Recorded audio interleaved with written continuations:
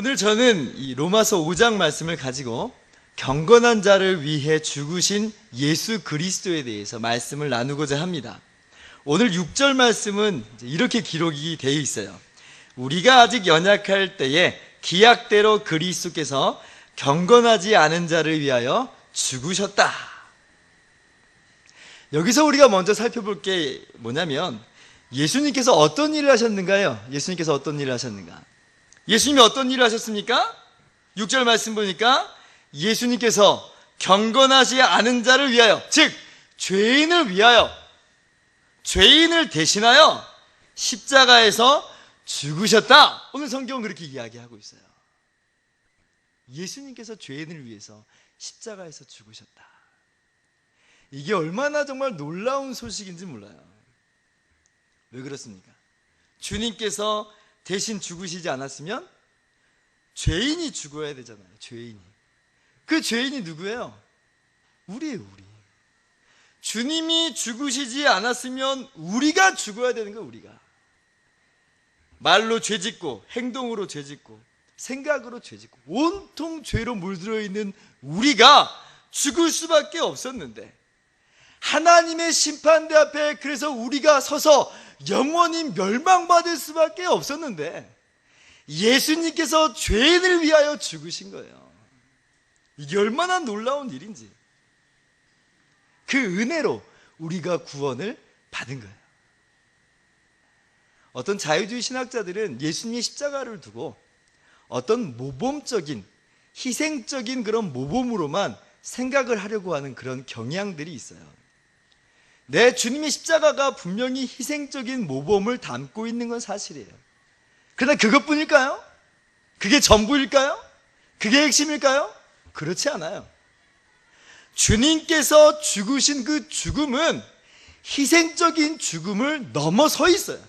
모범의 죽음을 넘어서 있단 말이에요. 오늘 6절 말씀이 이야기하는 바가 바로 그거예요. 그리스도께서 죄인을 위하여, 죄인을 대신하여 죽었다. 주님이 죽으신 그 사건은 그 무엇보다도 실제적이고 직접적인 사건이라는 거죠. 왜 그래요? 주님이 죽으시지 않았으면 우리가 죽게 됐거든요. 근데 주님의 죽으심으로 말미암아 우리가 살게 되었어요. 그래서 베드로 사도는 이야기해요. 다른 이로서는 구원을 얻을 수 없나니 천하 인간 중에 구원받을 만한 다른 이름을 우리에게 주신 적이 없다. 예수님께서 우리를 위해서 대신 죽으신 이 사건만이 우리를 구원할 수 있는 유일한 길이라는 것. 이것이 바로 오늘 6절 말씀이 이야기하는 바예요. 자, 그러면 둘째로 예수님은 언제 그 일을 하셨는가? 6절 말씀 다시 보니까요, 우리가 아직 연약할 때에 우리를 위해서 죽으셨다, 이렇게 이야기해요. 연약할 때에. 이 연약하다라는 단어는 단순히 그냥 우리가 좀 힘이 없고 좀 부족한 그 정도만을 이야기하는 게 아니에요. 정확하게 표현하면 이것은 도덕적으로 무기력하고 무능력하다는 뜻이에요.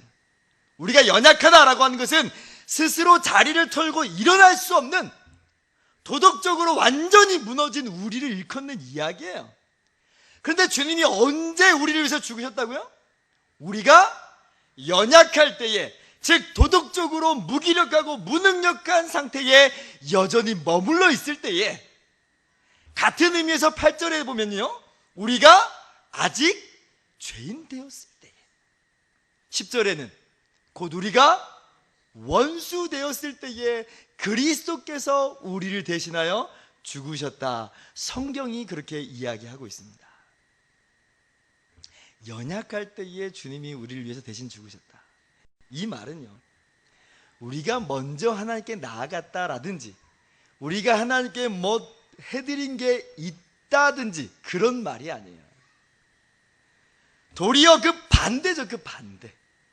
우리가 하나님께 해드린 건 아무것도 없어요. 그렇게 할 수조차도 없는 사람이에요. 그게 연약할 때예요. 그게 죄인이에요.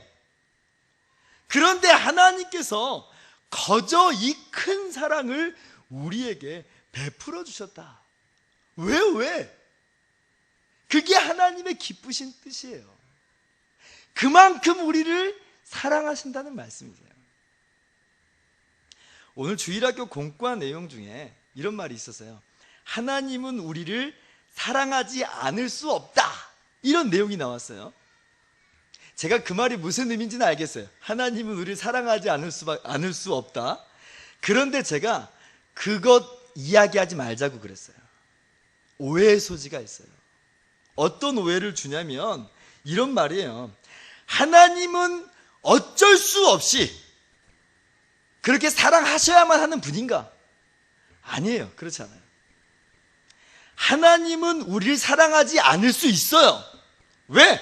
우리는 죄인이니까, 도덕적으로 파산했으니까, 원수니까 어떻게 사랑할 수 있어요? 우린 사랑받기 합당한 사람들이 아닙니다.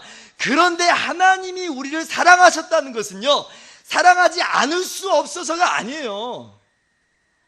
도리어 사랑할 수 없는 존재들인데 하나님이 그냥 기쁘신 뜻대로 사랑해 주신 거예요. 왜 하나님이 그 의지적으로 우리를 사랑하시는가? 그렇게까지 사랑하시는가? 그걸 몰라요. 그걸 몰라요. 왜 그렇게 사랑하십니까? 몰라요. 왜 날 그렇게 사랑하십니까? 몰라요.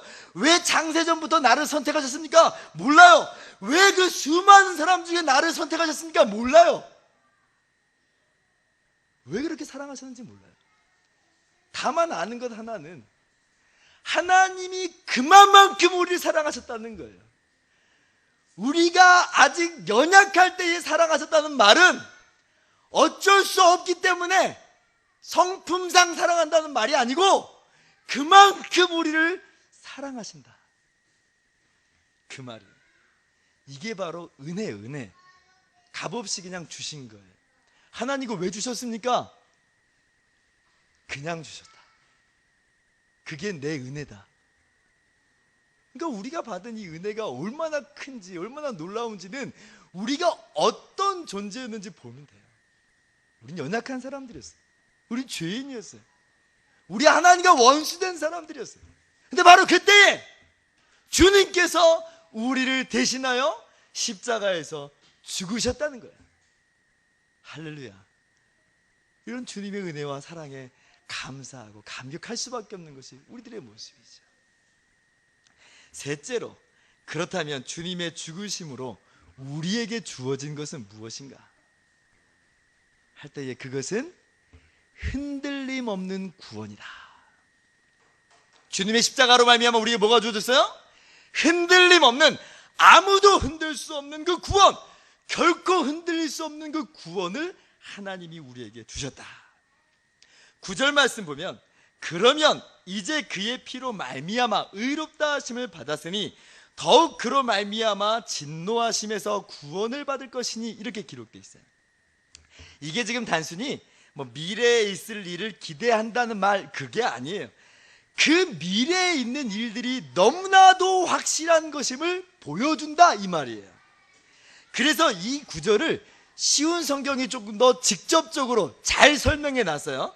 9절 말씀 한번 쉬운 성경에 있는 말씀대로 한번 우리 읽어볼까요? 시작. 그러므로 우리는 그리스도의 피로 말미암아 의롭다 하심을 얻었으므로 우리가 그리스도를 통해 하나님의 진노로부터 구원을 받을 것은 더욱 확실합니다. 이렇게 구원받은 걸 보니, 우리가 연약할 때에 구원받은 걸 보니, 우리가 장차 하나님의 심판대에서 우리가 자유를 얻고 해방을 얻고 구원받을 것은 너무나도 분명하고 확실한 사건입니다, 그 말이에요. 10절 말씀도 같은 맥락으로 그렇게 이야기하고 있어요. 또 한번 읽어봅니다. 시작. 우리가 하나님과 원수 되었을 때에도 그리스도의 죽음을 통해 하나님께 화해하게 되었다면, 이렇게 하나님과 화목을 누리고 있는 사람들이 그분의 생명으로 말미암아 구원을 받게 될 것은 더욱 확실합니다. 확실하다는 거예요. 흔들릴 수 없다는 거예요. 너무나도 분명해서 의심할 수 없다는 겁니다. 우리가 받은 구원은 어떤 구원인가? 오늘 받았다가 내일 잃어버릴지도 모르는 그런 종류의 구원인가? 아니라는 거죠. 주님께서 우리가 연약할 때에 우리를 위해서 죽으신 그 구원은 그렇기 때문에 너무나도 분명하고 너무나도 확실해서 흔들릴 수 없는 우리가 확신할 수 있는 그런 구원이라는 것을 오늘 성경이 분명하고도 똑똑하게 이야기하고 있는 거예요. 여러분이 받은 구원은 어떤 구원입니까? 여러분이 지금 누리고 있는 구원은 어떤 구원입니까?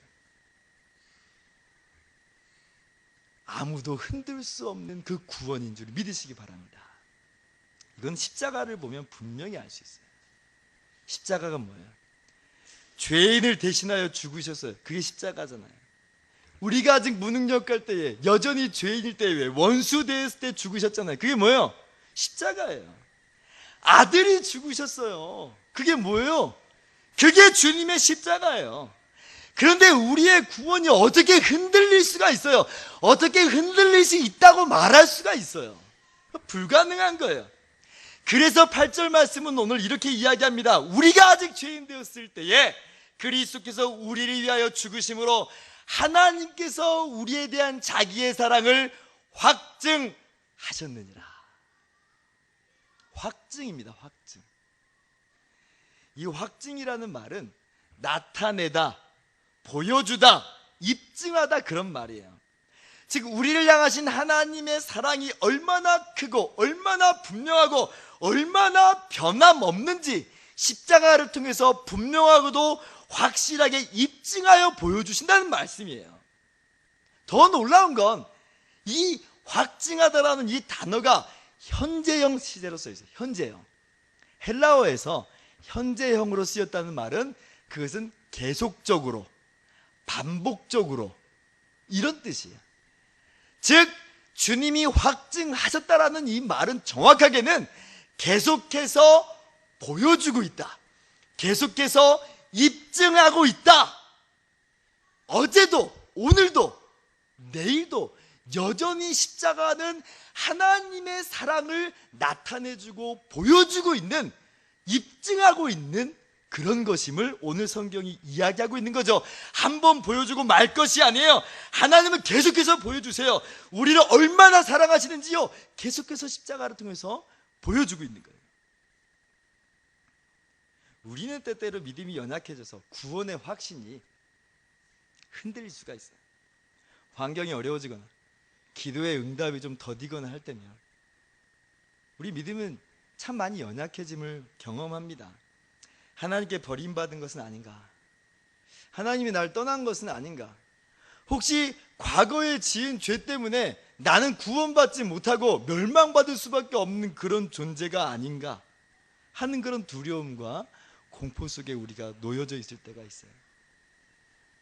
일이 점점 더 꼬일 때면 정말 우리는 하나님과 멀어진 사람들처럼 그렇게 느껴질 때가 있어요. 정말 그렇습니까? 아니에요. 십자가를 보세요. 십자가는 그렇게 이야기하고 있지 않아요.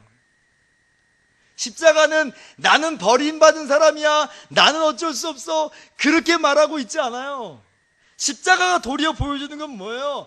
하나님은 여전히 나를 사랑하신다예요. 하나님은 여전히 여러분을 사랑하신다는 거예요.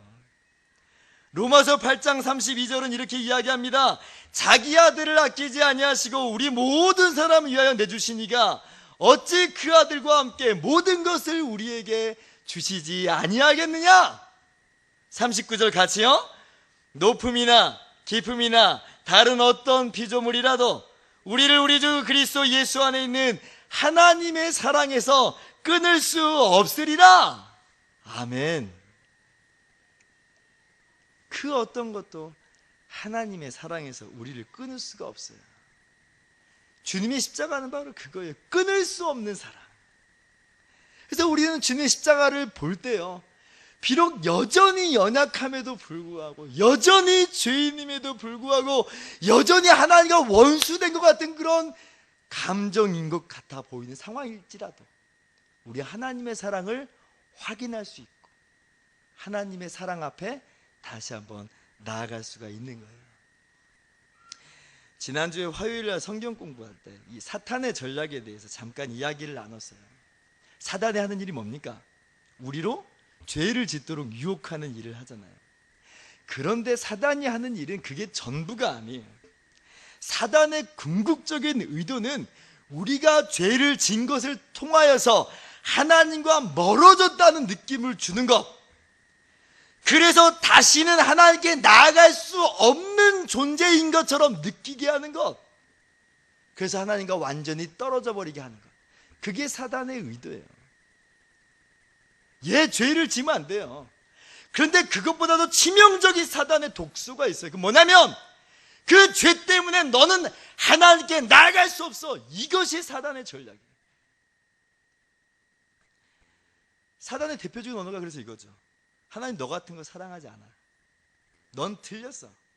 예수님 믿는다면서 어떻게 그런 죄를 지을 수 있어? 넌 사랑받을 자격이 없어. 이게 사단의 언어예요. 그렇게 우리를 죄책감 속으로, 절망감 속으로, 다시는 헤어나올 수 없는 그런 감정 속으로 우리를 밀어넣어요. 그러다 보니까 우리 마음이 죄책감 속에 있다 못해 무뎌지기 시작합니다. 죄에 대해서 무뎌지고 하나님에 대해서 무너지고 하나님과 점점 더 멀어지고 하나님을 멀리하게 되는 거예요. 그러니까 완전히 그렇게 해서 하나님과 떨어져 버리는 그런 상황에 직면하기도 하는 거예요. 그게 마귀의 전략, 사단의 전략이에요. 여기 갈팡질팡하면 안 돼요. 여기서 넘어져 버리면 안 돼요. 뭘 봐야 돼요? 십자가를 보는 거예요. 십자가를.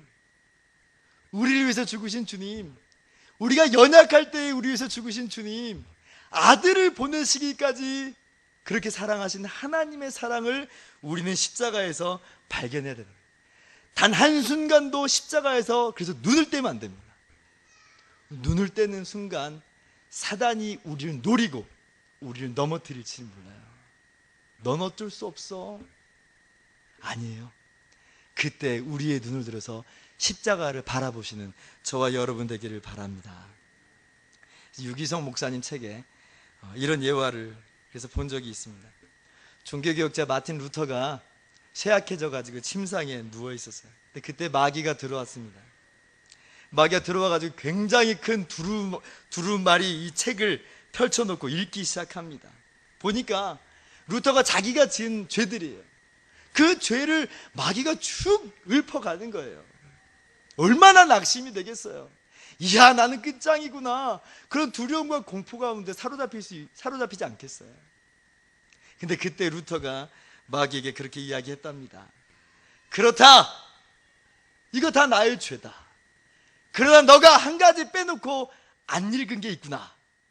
그것은 그리스도께서 나를 위해서 대신 죽으셨다는 것이다.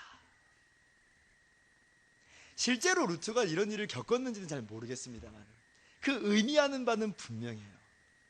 주홍같이 붉은 죄들이 있고 정말 씻겨지지 않을 것 같은 죄들이 있어요. 그러나 그때의 십자가는 우리에게 분명하게 이야기하는 거예요. 하나님이 우리를 얼마나 사랑하시는지, 그 은혜로 말미암아 우리가 죄 용서 받는 것이지 다른 어떤 것으로 우리가 구원을 누리는 게 아니에요. 십자가는 하나님의 사랑의 확증입니다. 십자가는 우리에게 하나님이 얼마나 우리를 사랑하시는지 똑똑하게 보여주는 사건입니다. 우리는 그 십자가로만 구원을 받는 것임을 믿었으면 좋겠어요. 우리가 받은 구원은 그래서 흔들림 없는 구원이에요. 그렇다면 마지막으로 주님께서 죽으심으로 말미암아 우리에게 또 주신 것은 무엇입니까? 11절 말씀이에요. 11절 말씀 같이 한번 읽어봅시다. 시작. 그뿐 아니라 이제 우리로 화목하게 하신 우리 주 예수 그리스도로 말미암아 하나님 안에서 또한 즐거워하느니라. 주님의 십자가로 말미암아 흔들림 없는 구원을 받았죠. 그리고 또 주신 게 있어요. 그게 뭐냐면 기쁨이에요. 기쁨. 흔들림 없는 구원과 더불어서 기쁨을 주세요. 다시 말하면 흔들릴 수 없는 구원임으로 기뻐하면서 살 수 있게 하셨어요. 신자들도 삶을 살아가다 보면 때때로 고난을 맞닥뜨리게 됩니다. 예수님 믿으면 고난이 전혀 없다라고 말하는 기독교는 뭔가 잘못된 기독교예요. 성경은 그렇게 이야기하지 않아요. 그렇게 믿었다가 고난을 겪고 마음 가운데 어려워지고 힘들어진 사람들을 종종 봅니다. 잘못 믿은 거예요. 기독교는 그렇게 이야기하지 않아요. 성경이 말하는 바는 뭐예요? 예수 믿는 사람도 똑같이 고난을 받을 수 있다고 이야기해요. 그러나 성경이 말하는 바는 믿는 자는 그 모든 고난 속에서도 그 기쁨을 잃어버리지 않는 사람들이다. 이것이 성경의 이야기예요. 그러므로 고난을 능히 이겨낼 수 있는 사람들이다. 이것이 성경의 이야기예요. 왜 그렇습니까? 하나님이 흔들릴 수 없는 구원과 더불어서 그 구원 속에서 기쁨을 우리에게 주셨기 때문에 그래요. 이 구원을 누가 흔들 수 있겠어요? 예수님께서 마태복음 13장에 천국 비유를 말씀하실 때 이렇게 말씀하셨습니다. 천국은 마치 밭에 감추인 보화와 같으니 사람이 이를 발견한 후 숨겨두고 기뻐하여 돌아가서 자기의 소유를 다 팔아 그 밭을 사느니라. 밭을 사기 위해서 다 팔아버렸답니다. 지금 이제 가진 게 없는 거예요. 그런데 어때요? 그래도 기뻐요. 왜요? 그 밭에 감추인 보화가 있잖아요. 남들이 볼 때는 그냥 평범한 밭이에요. 있어도 그만이고 없어도 그만인 것처럼 보여요. 그렇지만 우리는 알아요. 우리가 뭘 가졌어요? 그들의 눈에는 숨겨져 있지만 또 나의 눈에도 여전히 숨겨져 있는 것처럼 보일 때도 있지만 우리는 보화를 가진 사람들이거든요. 흔들림 없는 구원을 가진 사람들이거든요. 그러니까 어떻게 기뻐하지 않을 수가 있어요. 지금 당장은 나에게도 평범한 밭인 것처럼 보이고 그래서 그것 때문에 수고스럽게 여겨질 때도 있지만 감추인 것이 드러날 때가 있어요. 그날이 올고야 말 것이에요. 그날에 우리는 영원한 하나님 나라에서 정말 주님과 함께 영원토록 살게 될 것입니다. 이것이 우리가 가지고 있는 미래고 우리가 가지고 있는 기쁨이에요. 그러므로 우리는 지금도 고난 가운데서라도 심지어는 기뻐할 수 있는 근거가 바로 거기에 있는 거죠. 그래서 시편 기자는 이렇게 고백해요. 주께서 내 마음에 두신 기쁨은 그들의 곡식과 새 포도주가 풍성할 때보다 더하니이다. 곡식과 포도주가 주는 기쁨이 있어요. 그런데 주님이 내 마음에 주신 기쁨은 그 정도가 아니에요. 어떻게 그럴 수가 있어요? 밭에 감춘 보화가 있거든요. 우리 마음 가운데 숨겨진 그 보화가 있거든요. 흔들림 없는 그 구원. 하박국 3장 17절은 이렇게 이야기합니다. 비록 무화과 나무가 무성하지 못하며 포도나무에 열매가 없으며 감람나무에 소출이 없으며 밭에 먹을 것이 없으며 우리의 양이 없으며 외양간에 소가 없을지라도 18절이요. 나는 여호와로 말미암아 즐거워하며 나의 구원의 하나님으로 말미암아 기뻐하리라. 아멘. 이것이 주님이 주신 기쁨이에요. 이러한 기쁨이 저와 여러분 가운데 있는 줄 믿으시기 바랍니다. 그렇다면 이 기쁨마저도 사그러지는 것 같은 느낌이 들 때가 있죠. 그럴 때 어떻게 해야 돼요? 다시 십자가를 보는 거예요. 십자가에서 눈을 떼면 안 되는 거예요. 다시 한번 십자가를 보면서 세상의 염려와 재물의 유혹 속에서 그걸 내려놓고 주님이 주시는 참된 기쁨을 바라보고 쫓아가면서 살아가야 되는 거죠. 위대한 부흥사였던 빌리 선데이 목사님이 그래서 이렇게 이야기합니다. 당신에게 기쁨이 없다면 당신의 기독교는 어딘가에 구멍이 나 있는 것이다.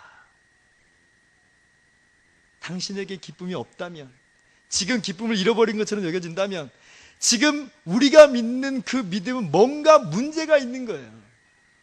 뭔가 지금 딴 데를 보고 있는 거예요. 어디 보고 계세요? 십자가를 봐야죠.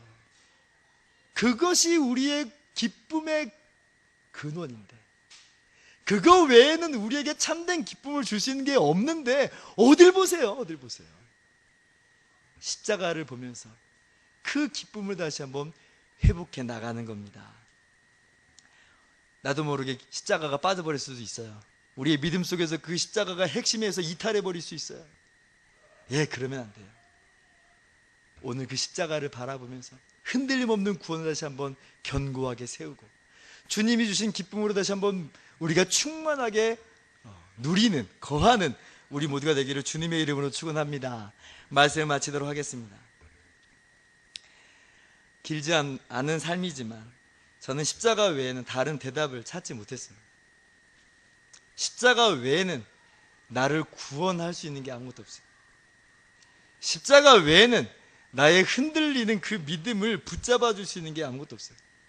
십자가 외에는 참된 기쁨을 가져다 주는 게 없었고요.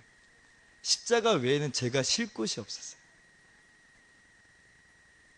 길지 않은 삶이지만 십자가 안에서 참된 기쁨과 평안을 얻게 됐습니다. 여러분에게도 동일한 줄 믿습니다. 오늘도 우리 앞에 십자가가 우뚝 서 있어요. 우리가 일부러 눈을 감지 않은 이상 십자가는 여전히 그 자리에 변함없이 서 있을 거예요. 어딜 보시겠습니까? 눈을 들어서 십자가를 바라보고 하나님의 우리를 향하신 그 놀라운 사랑을 다시 한번 확증받는 저와 여러분의 모든 삶이 되기를 주님의 이름으로 축원합니다. 기도하겠습니다.